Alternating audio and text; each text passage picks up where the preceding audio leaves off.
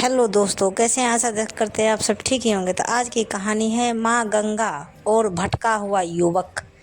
गंगा मैया ने भटके युवक को कैसे सही रास्ता दिखाया। तो दोस्तों, ये कहानी अंत तक सुने। एक बार एक युवक घर बार छोड़कर एक सन्यासी बनने निकला। वह समझ चुका था कि जीवन में कोई अपना नहीं है, अपने भी मतलब के ही हैं।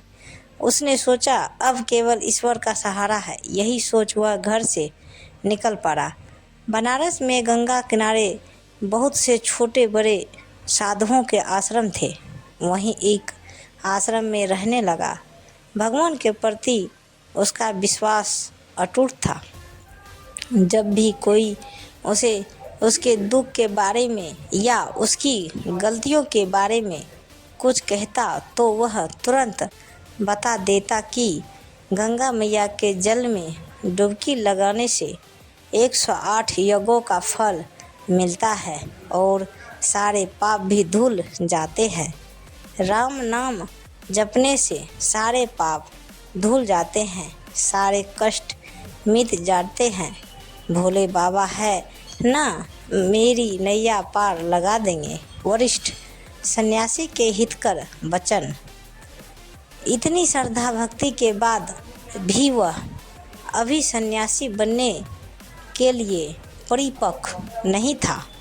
उसे आज भी इंद्रिय और शक्ति थी। बनारस में उसका कोई घर परिवार तो था नहीं। उसने इंद्रियों पर विजय भी प्राप्त नहीं की थी। जब भी उसे इंद्रियों और शक्ति सताती वह वैश्यागमन करता।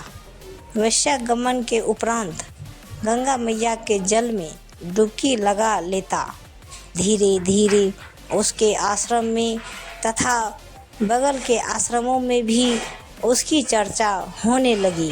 एक दिन एक परिपक्व सन्यासी ने उसे युवक के हित में उससे कहा कि भाई, या तो तुम अपने सांसारिक जीवन में लौट जाओ या नहीं तो अपनी इंद्रियों पर विजय प्राप्त करो।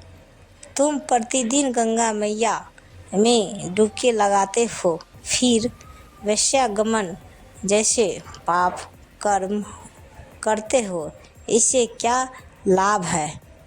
तो दोस्तों, अभी तक जो भी हमारे चैनल को सब्सक्राइब नहीं किए हैं वो हमारे चैनल को सब्सक्राइब करें और प्रेम से बोलिए जय गंगा मैया की जय। आगे की कहानी। युवक कहाँ समझने वाला था।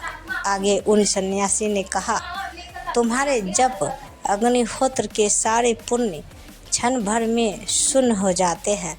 ना तुम्हें अपनी इंद्रियों पर विजय प्राप्त हो रही है, ना तुम अपनी आत्मा को मलिन होने से रोक पा रहे हो।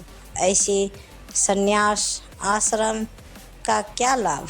इस पर वह युवक कहता है, अरे भाई जी, आपको नहीं पता, गंगा मैया के जल में डुबकी लगाने से 108 यज्ञों का फल मिलता है और सारे पाप भी धुल जाते हैं। अनजाने न जाने किए गए भी पाप धुल जाते हैं। मैं तो केवल एक ही पाप करता हूँ, वही मैं प्रतिदिन गंगा मैया में 2 बार डुबकी लगाता हूँ। फिर मैं पापी कहाँ से हुआ? यह कहकर हंसता हुआ चला गया। अपने वरिष्ठ सन्यासी की बात भी पूरी नहीं होने दी। कपड़ा धोती बालिका। एक दिन की बात है, वह गंगा मैया की तट पर डुबकी लगाने पहुंचा।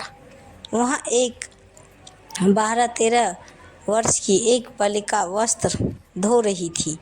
उसे देख उस युवक ने सोचा और मन मन में मुस्काया। फिर उसने सोचा, यह बालिका चली जाए तब मैं नहाऊंगा। परंतु वह बालिका जाने का नाम ही नहीं ले रही थी।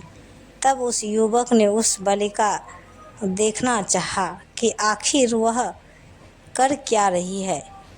जब उस युवक ने बालिका को देखा तो चिढ़ गया। वह बालिका एक सफ़ेद वस्त्र को रगड़ रगड़ कर साफ कर रही थी। ज्यों ही वह वस्त्र साफ हो जाता, उसे तट पर जमे चिकनी मिट्टी के कीचड़ में रगड़ती, जिससे वस्त्र पुनः गंदा हो जाता। फिर उस गंदे वस्त्र को गंगा मैया के जल में डालकर रगड़ रगड़ कर साफ करती और ऐसे ही बार बार वो करती जा रही थी, जिससे युवक ने क्रोधित होकर युवक को गंगा मैया की फटकार। कुछ देर तक युवक ने सब्र बांधा।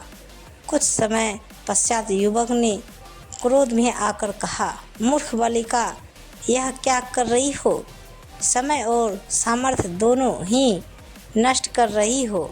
यदि इस कपड़े को गंदा ही करना है तो साफ क्यों नहीं करती हो, और यदि उसे साफ ही करना है तो पुनः कीचड़ में क्यों डालकर रगड़ती हो?